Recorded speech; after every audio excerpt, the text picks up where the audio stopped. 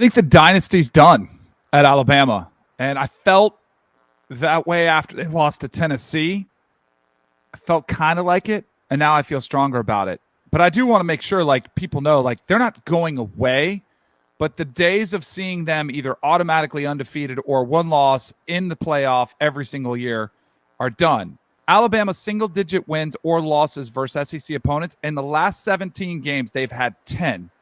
In the previous 54, they had 10. The Arkansas game, then you have Texas A&M, one-possession game. You have the Texas game, one-point game. But I also think what it has to do with is the rest of the field raising their level of play and the bar changing that they established, and the advantage that Bama had for the past 15 years in the recruiting game is gone.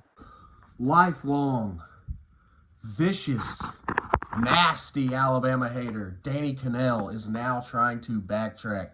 I told you this was coming. I told you it was coming. I made a whole video on it. You can go watch it right now.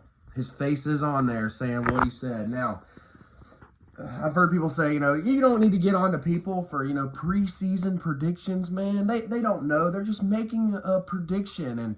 And when they're wrong, you can't go after them and attack them. And normally, I would agree with that. If I said, I think Oregon State's going to win the Pac-12, you're looking at me right now saying, that's unlikely. You wouldn't say, you're an idiot. It's just, it's just a dumb preseason pick, right? Well, I would agree with you. But in Danny Kanell's case, his bias and visceral nature comes from a hatred for the University of Alabama.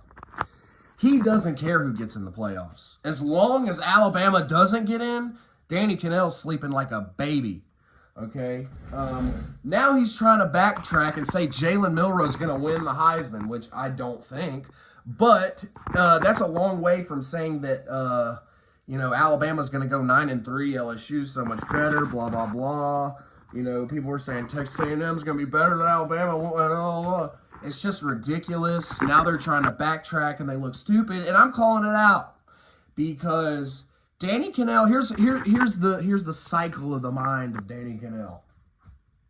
If you watch the first video that I most likely just played for you, he's like, I think Bama's done. I mean, the waterworks are coming. He can't take it. He can't take it. He's so sick of them. Okay, now he's trying to mentally prepare himself for Alabama winning. He's trying to mentally prepare himself. Now that's why he's doing this. Now that's why he's saying this, is because he knows how this usually plays out. And he's afraid. So he's trying to mentally prepare the crater impact of the ego, right? When Alabama wins, which hopefully they do. I'm not predicting that they will, but if they win, he's going ahead and preparing himself, okay? He was so wrong, and now he doesn't want to look like an idiot. And that's why I'm getting on to him. It has nothing to do with, going after somebody for a silly preseason prediction. This has to do with Danny Kanell's hate for Alabama, his bias, and I'm calling it out. Roll Tide, baby.